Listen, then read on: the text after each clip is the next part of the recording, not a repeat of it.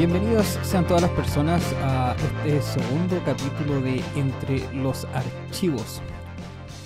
Un podcast en solitario donde pienso hablar de diferentes temas, todos relacionados, claro, con la geopolítica, ciencias políticas, geografía, geociencias y demás. En este capítulo segundo de esta serie de capítulos introductorios, pienso desarrollar el tema de qué es el Estado. ¿Qué es el Estado como elemento abstracto? Vamos a ver un poco de historia de cómo se desarrollaron los estados modernos en base a diferentes ideas, como por ejemplo el contrato social. Les recuerdo que este capítulo es el segundo de una serie de capítulos introductorios, donde el primero explicamos qué era la política. En este segundo hablaremos de qué es el Estado y el contrato social. En el tercero vamos a hablar de qué es el Estado-Nación y su historia. Y en el cuarto, por último, nos vamos a meter, ya habiendo explicado lo que es la política, vamos a hablar de qué es la geopolítica.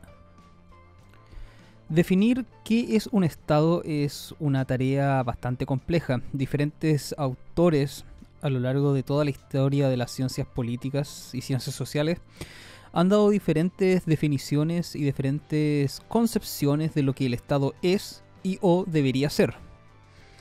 Existe una definición concreta que define al Estado como la mezcla entre una población definida en un territorio definido con la capacidad de soberanía, es decir, de autogobernarse. Esta definición no va a ser la cual nos vamos a concentrar este capítulo, sino más bien el capítulo siguiente, cuando hablemos del Estado-Nación. En este capítulo, sin embargo, nos vamos a concentrar en una definición bastante más abstracta de lo que es el Estado. Más allá de la definición de país, cuando uno habla del Estado de Chile o del Estado de Argentina, vamos a hablar del Estado como esa asociación, como esa organización o institución que gobierna a un grupo humano. El concepto abstracto de Estado es bastante difícil de entender y comprender. No solo porque es algo abstracto y lo abstracto siempre es más complejo, sino también por la cantidad de definiciones y entendimientos que muchos autores han dado sobre el tema a lo largo de la historia. Por lo tanto, casi se podría decir que aún no se tiene claro o no se sabe muy bien lo que es el Estado, a pesar de que los grandes componentes que forman a un Estado sí son sabidos y entendidos por la gran mayoría. Una primera aproximación de lo que es un Estado, antes de meternos en lleno en el capítulo, que vamos a hablar todo el tiempo sobre eso, y por lo tanto espero que con esa información sí quede más claro qué es lo que es un Estado. Sería que el Estado es una organización abstracta que tiene un grupo humano definido, puede ser un país o alguna tribu en alguna otra época, o cualquier grupo humano, que permite imponer reglas y leyes para que ese grupo humano pueda tener una buena convivencia. Si no han escuchado el capítulo anterior de esta serie de podcast, lo cual recomiendo que hagan, el capítulo se llama ¿Qué es la política? Definiendo lo que era la política, dijimos que era la disciplina o la manera que se tenía de poder tomar las decisiones que afectaban a muchos. Y que estas decisiones pueden ser tomadas por las buenas o por las malas. Claro, tomar las decisiones con el uso de la fuerza y con la coerción es también política. Pero el problema es que esto causa daño. Y el ser humano, dándose cuenta que esto causa daño, ha buscado maneras o caminos de poder llevar a cabo la política no de maneras violentas. Y es ahí que a través de un acuerdo o un contrato generan un mecanismo o una institución abstracta la cual va a poner orden a la convivencia y a la manera de hacer política. Eso es un Estado. Los estados modernos, como lo veremos más adelante, se basan principalmente en dos elementos. El primero de ellos es el predominio de la ley, es decir, que los acuerdos entre las partes, los acuerdos que van a ser regla para todos, se manifiestan por escrito en lo que se llama la ley, la norma. Y el segundo de ellos es que el Estado es la institución que tiene el monopolio del uso de la fuerza. Supongamos y volvamos al ejemplo ya utilizado en el capítulo anterior de la tribu, de un grupo de personas que, obligadas a vivir juntas y a sortear las dificultades de la vida juntas, debe buscar la manera de cómo organizarse, de cómo tomar las decisiones que le afecten a todos. Como dijimos anteriormente, desde ese momento ya están haciendo política, pero no necesariamente están viviendo bajo un Estado. La anarquía o la falta de Estado es también una manera de hacer política. Pero bueno, este capítulo no es sobre anarquía, es sobre Estado. Supongamos que este grupo de personas, para facilitar su convivencia y evitar los conflictos, decide poner una serie de reglas que pueda afectar a todo el grupo y de esta manera, obviamente, mejorar su calidad de vida. Ese sería el primer paso para un Estado, las leyes, las reglas en común. Pero no solamente basta con poner las reglas, hay que hacerlas cumplir. He ahí la aparición del Estado.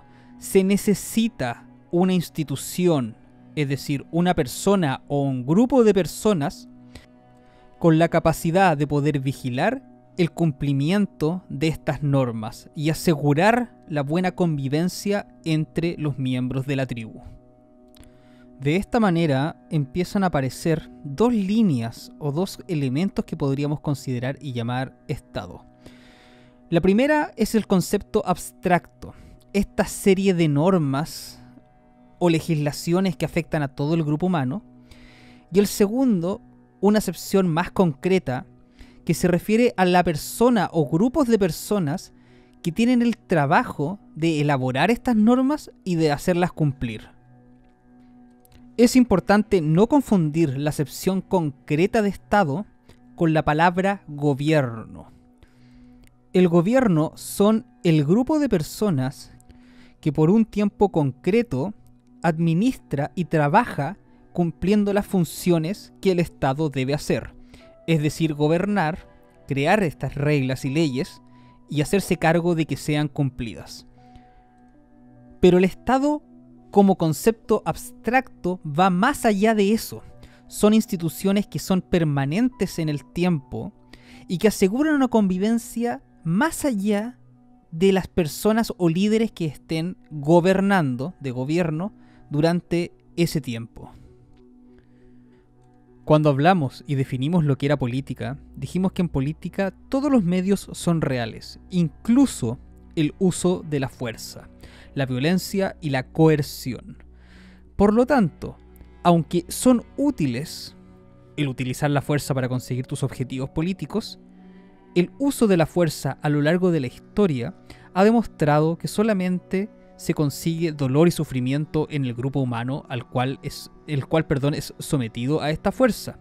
Y por lo tanto es importante buscar mecanismos que aseguren la convivencia política sin tener que recurrir a la violencia y a la coerción.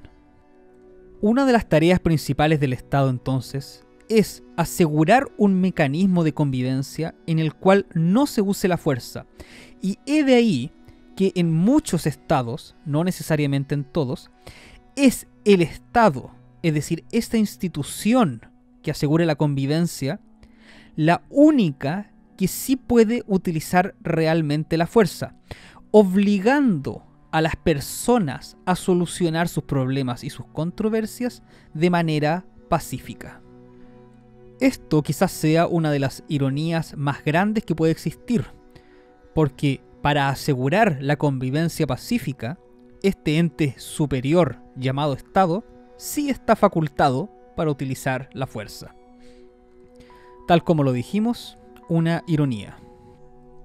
Al final de cuentas, el Estado es una institucionalidad que permite a las poblaciones y a los grupos hacer política, llegar a acuerdos, relacionarse, convivir, llevar una vida, hacer todo lo que ellos quieran en un ambiente con un mínimo de seguridad.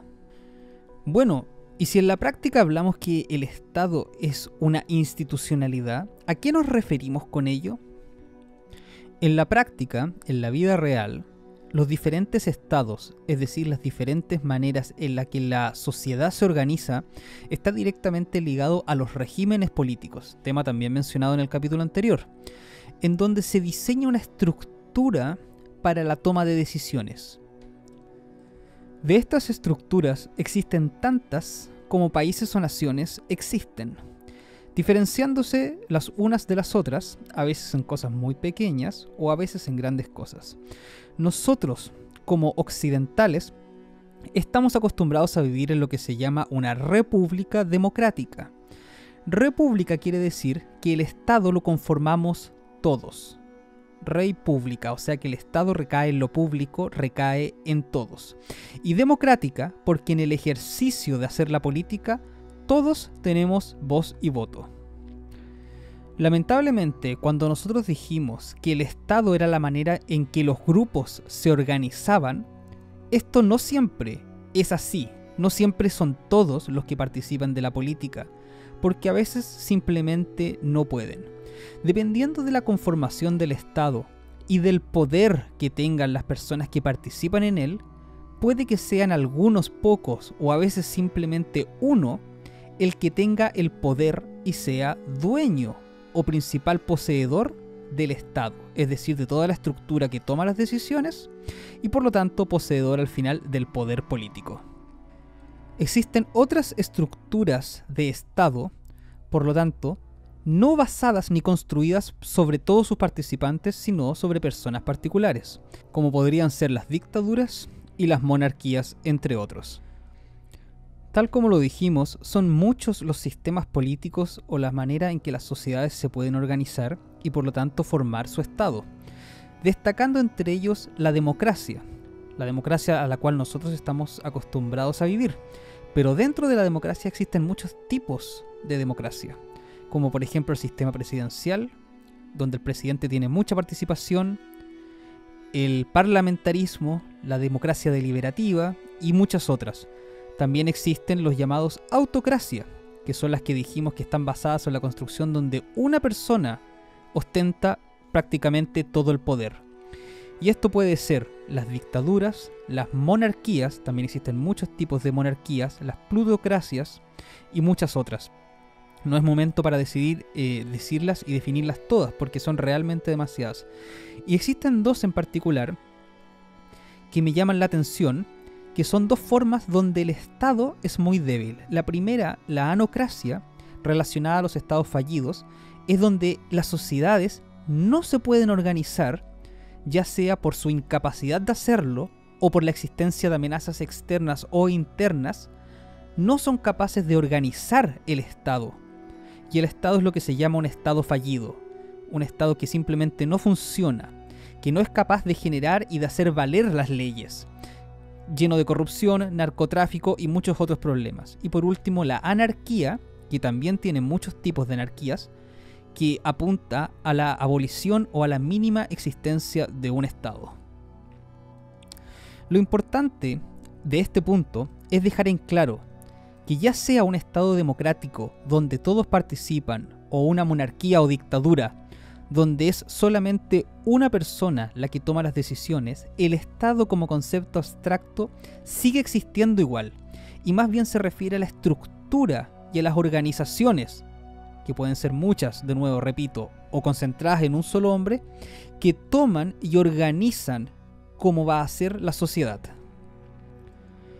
Habiendo, o por lo menos tratado de definir lo que es un Estado, vamos a pasar a la segunda parte de este capítulo, concentrándonos en cuáles son las funciones del Estado. Lo primero para entender es que los estados, sea cual sea alrededor del mundo, tienen muchas funciones. A veces entregar alimentación, velar por los derechos humanos, muchas otras, las que se les ocurra, la verdad. Cada estado no tiene un límite para definir qué cosas puede hacer y qué no.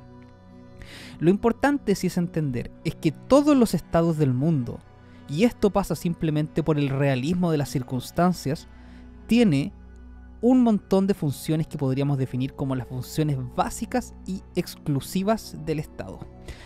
Para poder entenderlas bien, lo mejor es hacer un relato o entender cómo se formaron los estados primigenios, cómo comenzó esta estructura social llamada Estado, y por qué estas funciones que nombraremos más adelante son tan importantes y son tan básicas para la supervivencia tanto de la sociedad como del Estado. Supongamos que tenemos a nuestro grupo de cavernícolas tratando de organizarse y de formar una sociedad. La verdad que lamentablemente, y esto es incontrolable, el uso de la fuerza va a ser un elemento determinante en la política. Y aunque el uso de la fuerza es una manera efectiva, sí causa mucho daño y dolor. Y por lo tanto, tarde o temprano, los miembros de la tribu, en un ejercicio racional, van a tratar de poner límites y evitar que esto suceda.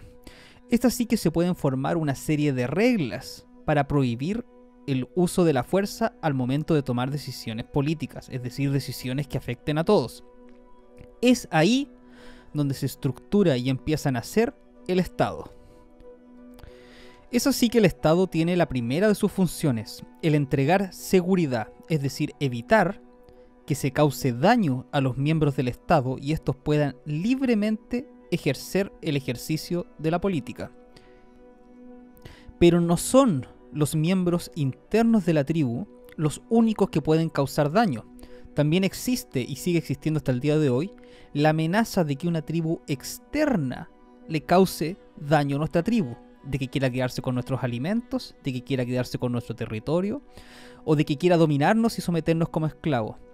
Es de ahí que el Estado, entendiéndolo como la sociedad organizada, todos los miembros de la tribu, necesita la protección y la defensa de algún ataque externo. He ahí la segunda función importante del Estado, la defensa. Y nuevamente entramos en una paradoja. Si las personas se pueden hacer daño a sí mismas, o puede venir una banda extranjera o externa a nuestra tribu a causarnos daño, no solamente pueden sufrir las personas, sino que también puede sufrir la institución que defienda a las personas, dejando a las personas desprovistas de defensa. Es decir, que la tercera y una de las más importantes funciones del Estado, si no la más, es defender la institucionalidad del Estado. Todo Estado debe defenderse a sí mismo. En los tiempos primigenios, sí era muy importante y sí afectaba mucho el uso de la fuerza en la política. Y por lo tanto, los primeros estados que se organizaron sí tenían un componente de fuerza y violencia muy grande dentro de sí. Y prácticamente todos ellos se basaban, por lo tanto, en monarquías o imperios, en donde la persona más fuerte, el heredero supremo, el rey, era el que suponía y mantenía todo el poder. Y la única manera de sacar o de cambiar a este gobernante si era malo, era también exactamente a través del uso de la fuerza. Pero el rey, como jefe del Estado, como jefe de esta institucionalidad, tenía la misión obligada de defender el Estado, porque es una de las tareas del Estado, defender el Estado. Y por lo tanto no iba a permitir que esto pasara, haciendo así que las revoluciones, es decir, sacar al gobernante por la fuerza, se transformara muchas veces en una sangrienta guerra civil o batalla encarnizada, donde no siempre ganaban los revolucionarios, de hecho muy pocas veces ganaron.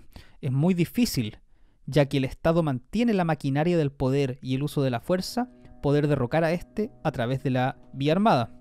Lo que nos enseña una importante lección, que siempre la renovación política es mejor que sea a través de una vía pacífica. Pero bueno, volvamos al pasado y sigamos avanzando en el tiempo.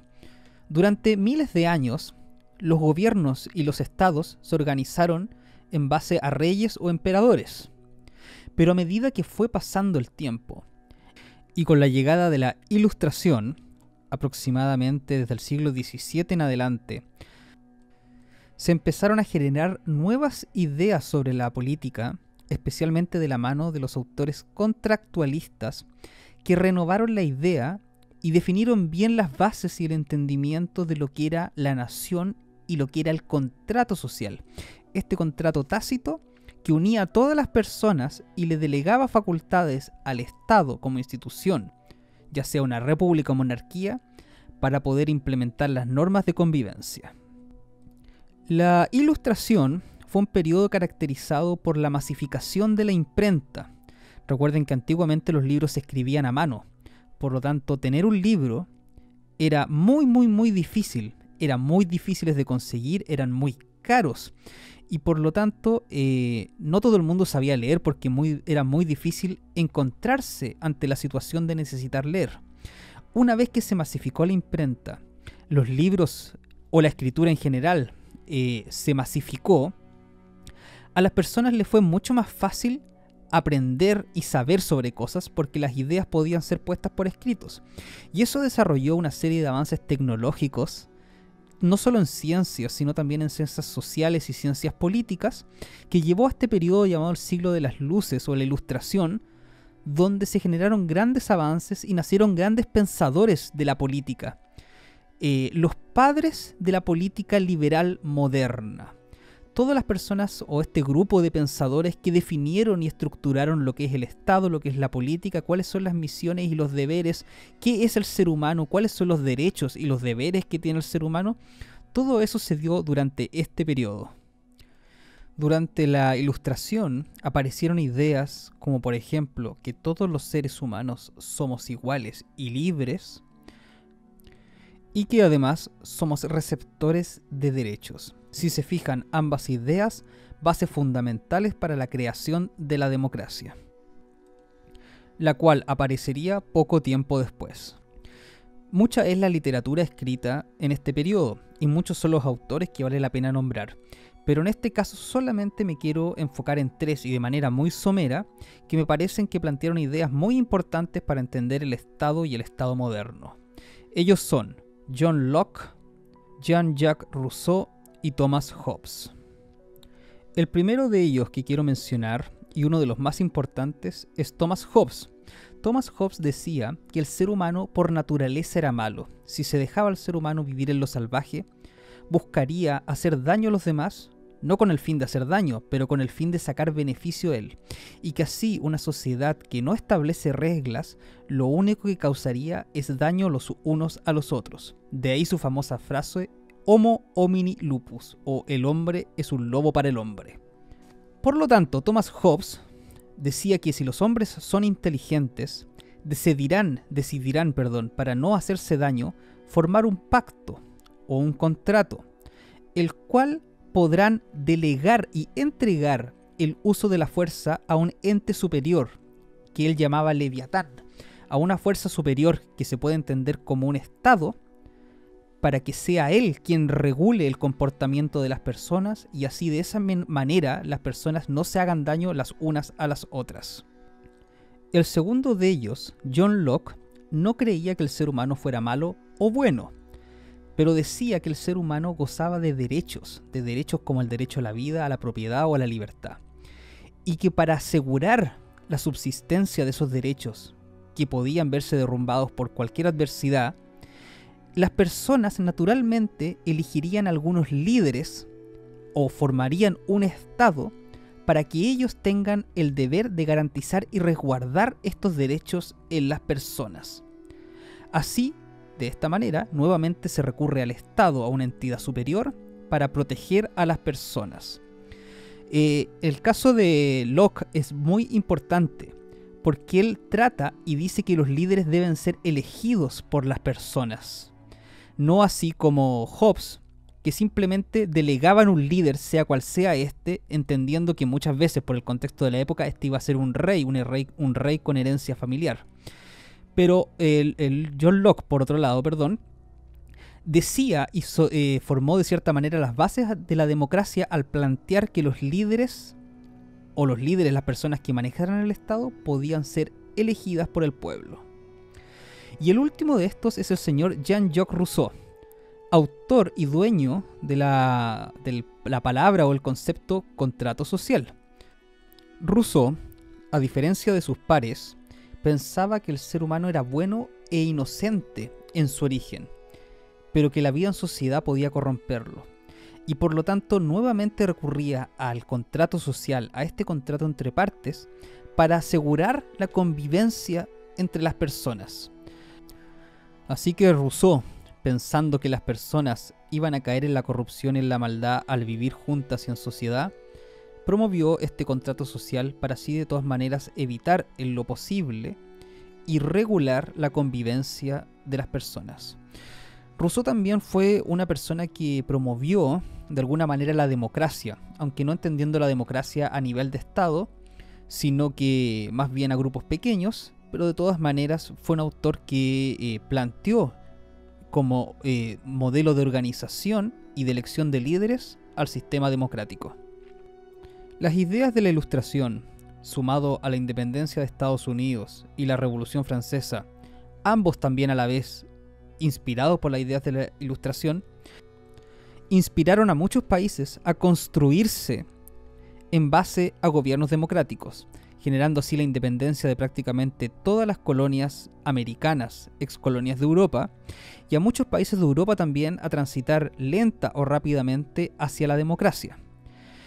Cuando se forma la democracia, los estados modernos deben buscar la manera de generar un mecanismo, un aparato estatal que permita las funciones del Estado y permita la buena convivencia de todos sus ciudadanos. No solo buena convivencia, sino una convivencia segura, que es muy importante. Es ahí que los estados, al momento de organizarse, deben ver bien cuáles son sus funciones principales, y organizar un sistema que le permita llevarlas a cabo.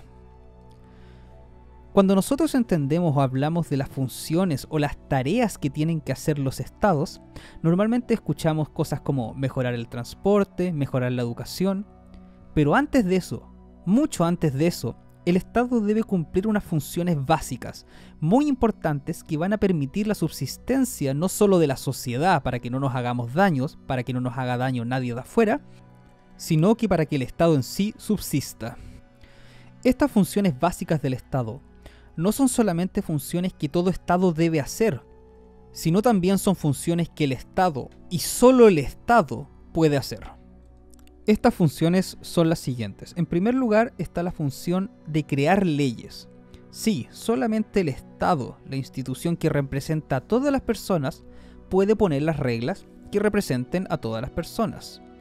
Y cuando hablo del Estado no solamente me refiero a un grupo pequeño de personas que trabajen en el Estado, sino que el Estado puede ser la representación de todas las personas. Si una ley se genera, por ejemplo, a través de un referéndum o de votación popular, son todas las personas las que deciden qué ley o qué regla se va a aplicar a la sociedad.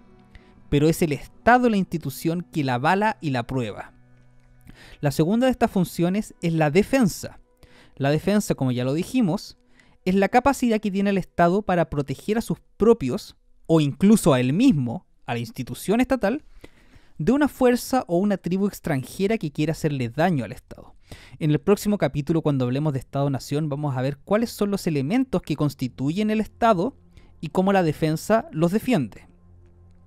El tercero es la seguridad interior. Se entiende por seguridad interior la capacidad que tiene el Estado de imponer la fuerza y el dominio de la ley para evitar que las personas que viven dentro de un Estado, que son parte de un Estado, de un país, de una nación, se haga daño las unas a los otros. Por lo tanto, la ley creada tiene que hacerse valer y tiene que entregarse seguridad a las personas de que la ley y el Estado son válidos. En cuarto lugar, la función de impartir justicia.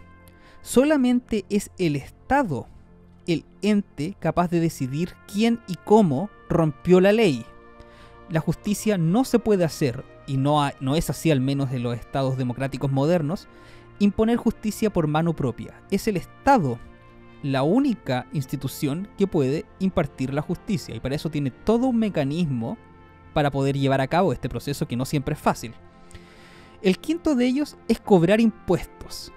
Solamente el Estado puede cobrar los impuestos y manejar las arcas fiscales que representan a todos los chilenos para tener dinero, y cumplir todas las funciones antes mencionadas.